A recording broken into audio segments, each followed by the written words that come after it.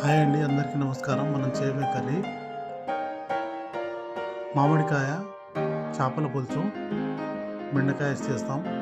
అయితే మనకు కావాల్సిన పదార్థాలు ఫస్ట్ అయితే మాండి పెట్టుకోవాలి, ఆయిల్ వేసుకోవాలి. 3 స్పూన్లు ఆయిల్ వేసుకొని ఎండుమిర్చి వేసుకోవాలి. దాంతోపాటు మెంతులు, దాంతోపాటు జీలకర్ర, కరివేపాకు, సన్నగా తరిగిన ఉల్లిగడ్డ,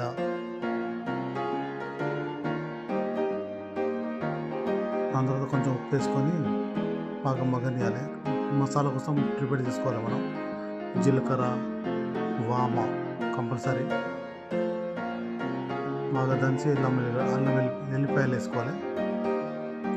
ఓన్లీ ఎల్లిపాయలు వేసుకొని పక్క పెట్టుకోవాలి దంచి. దాని తర్వాత ఉల్లిగడ్డ మగ్గిన తర్వాత కొంచెం పసుపు వేసుకోవాలి, ఎండుమిర్చి వేసుకోవాలి, 2 టమాటాలు వేసుకోవాలి. దాని తర్వాత టమాటాలు మగ్గిన తర్వాత బెండకాయ వేసుకోవాలి. దాని తర్వాత మామిడికాయ వేసుకోవాలి. లైట్గా మగ్గిన తర్వాత 2 స్పూన్ల కారం వేసుకోవాలి. మనం 2 స్పూన్ల కారం అయితే కంపల్సరీ వేసుకోవాలి. కారం కావాల్సినంత చింతపండు పులుసు వేసుకోవాలి. కొంచెం మనకు ఆల్రెడీ మామిడికాయలు ఉన్నాయి కాబట్టి కావాల్సినంత చూసి వేసుకోవాలి. దాని తర్వాత 5 నిమిషాలు ఉడకాలి. ఉడికిన తర్వాత కొంచెం ధనియాల పొడి వేసుకోవాలి. మనం దంచి పెట్టుకున్న మసాలా వేసుకోవాలి. కొంచెం మార్వాడి మెంతి వేసుకోవాలి. దాని తర్వాత చేపలు వేసుకోవాలి. ఇప్పుడు చేపలు వేసుకుంటే